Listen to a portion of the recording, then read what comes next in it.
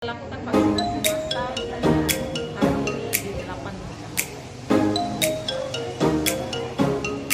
Bu, ini untuk sasaran.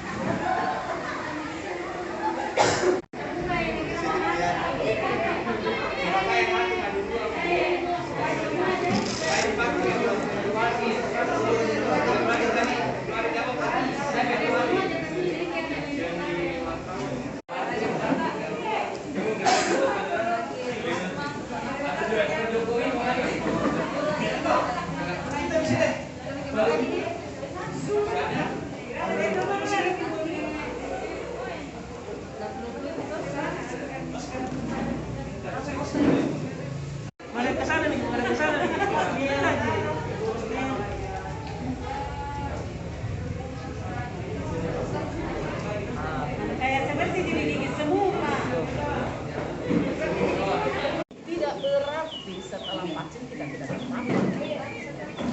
Tapi minimal ketika kita sudah melakukan vaksin, kekebalan tubuh kita bisa menangkal virus itu sehingga tidak mengakibatkan penyakit atau kejadian yang kita tidak inginkan akibat terpapar COVID-19. Kita tentu ingin masyarakat di Banten itu sehat. Karena bagaimana caranya kita bisa membangun sumber daya manusia yang berkualitas kalau masyarakatnya sendiri tidak sehat. Itu yang menjadi pokok permasalahan yang tim penggerak PKK tentunya berkoordinasi dengan Kadis Kesehatan untuk melakukan vaksinasi massal hari ini di 8 kecamatan.